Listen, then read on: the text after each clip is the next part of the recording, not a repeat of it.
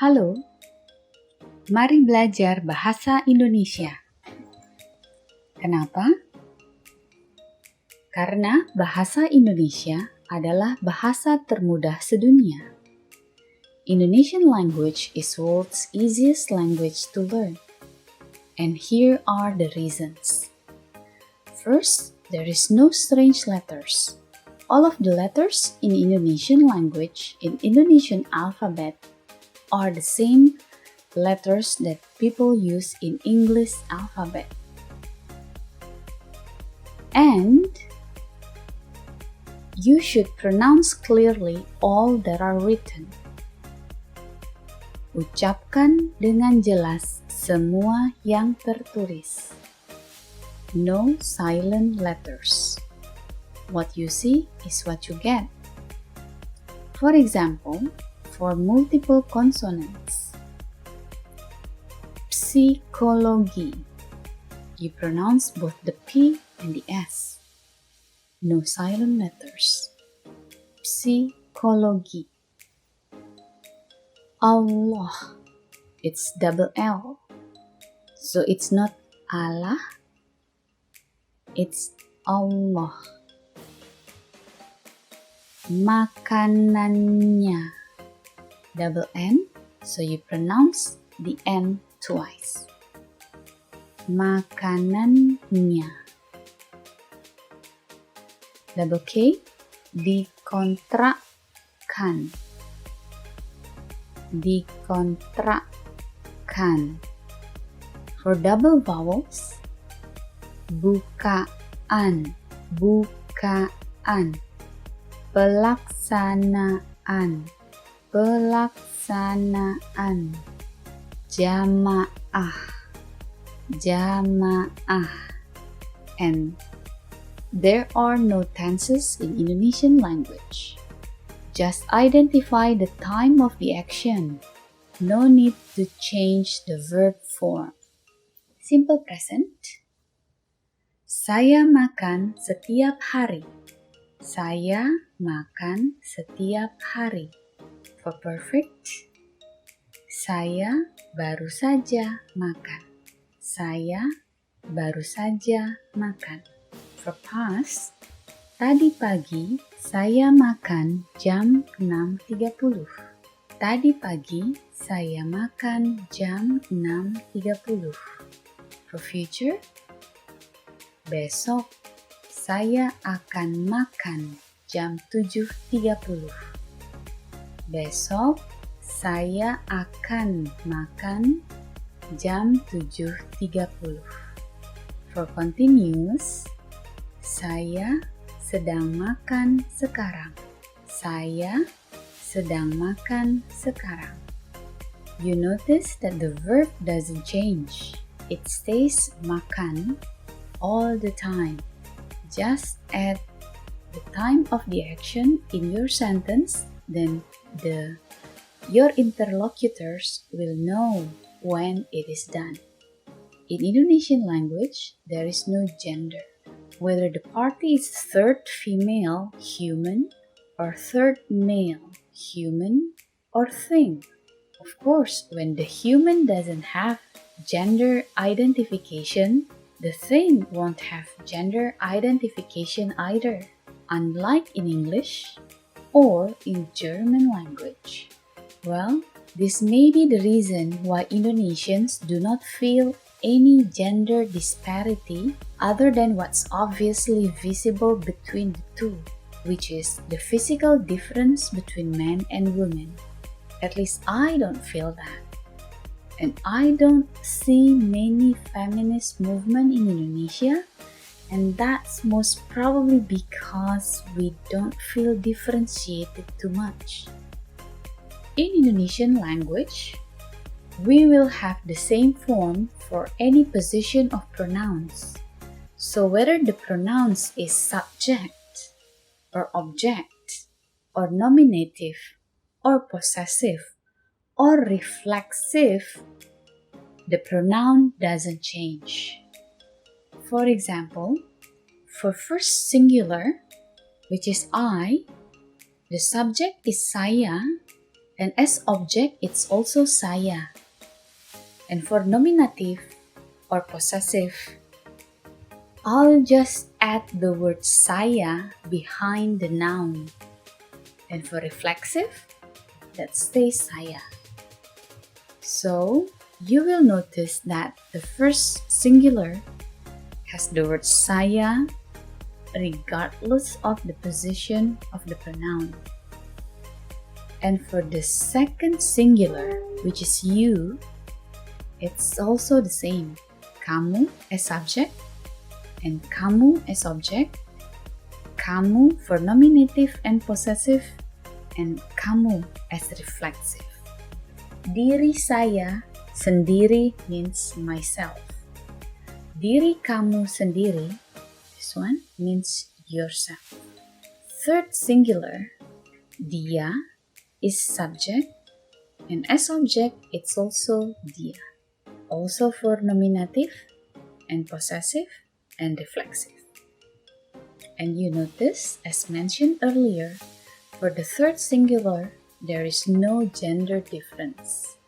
For first plural, which is we, it's kami for every position, and for second plural, it's kalian. Third plural, which is they, it's mereka.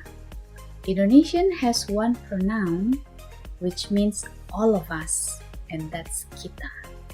Saya means I, kamu means you, dia means he or she, kami means we, kalian means you, plural, mereka means they, and kita means all of us. In Indonesian language, there's also no conjugation, unlike what it is in other languages. The first person, saya, will use to be adalah. Second person, to be, is also adalah. The third female to be is also adalah. The third male to be also adalah. Third thing to be is adalah. Third plural is adalah. Regardless of what the subject is, the verb stays the same. Saya adalah pelajar. Kamu adalah pelajar. Dia adalah pelajar. Dia adalah pelajar. Itu adalah buku. Mereka adalah pelajar. Why make life more complicated than it needs to be? Even when you keep the to be the same and the nouns the same, there is no misunderstanding. Indonesians don't understand why in Deutsch you need to say ich bin eine Studentin if I am a woman. If the speaker is a man, then he needs to say ich bin ein Student. Well, I see you are not male or female. I mean, your gender is obvious. And why bother? What difference does it make if you're a male student or female student? You are a student. Anyway, in Indonesian language, there's also no strict rules. Well, for example, you can either say saya adalah pelajar or saya pelajar.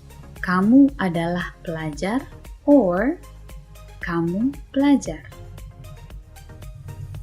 Dia adalah pelajar or dia pelajar. Itu adalah buku or itu buku. Mereka adalah pelajar or mereka pelajar. Even when you don't mention the to be, you know what the speaker is talking about. In Indonesian language, there are also a lot of influences from other cultures. That means that you will find a lot of words that you are already very familiar with. For example, from India, we have the word kunci, kaca, raja, wisma, jaya, gaya, bahasa. From Arabic, we have the words hakim, hikmah, ilmu, jawab, khas, majlis, madrasah. From Dutch, we have the words wortel, asfoto, asbak, akte, verboden, abonnement, ajudan. From English, we have the words data, film, golf, monitor, safari, lift, video. We also have Chinese influence, but most Chinese language influence comes to food-related words. However, in Indonesia, there are unfathomable number of prefixes, infixes, and suffixes, thanks to the Javan-influenced grammar, and also the influences of the 700 languages of local Indonesian languages. And the language is also heavily nuanced language with many cultural rules. But don't worry, because as foreigners, you are excused from not mastering them. Hanya perlu 2 bulan untuk menguasai bahasa Indonesia. This I learned from a girl who came to Indonesia and stayed at my house for 3 days, and then she traveled all over Indonesia for almost 2 months. And by the time she returned to my house, she already spoke good Bahasa Indonesia. Not perfect, but more than enough to just survive. If she could do it, you can too. Bahasa Indonesia is spoken in 4 different countries. Indonesia has 250 million speakers. Malaysia has 30 million speakers. Singapore has 5 million speakers. And Brunei Darussalam has 1 million speakers. Of course, there will be variations of the language in different countries. And not only in different countries, even in Indonesia, there will be some variations due to the local influences.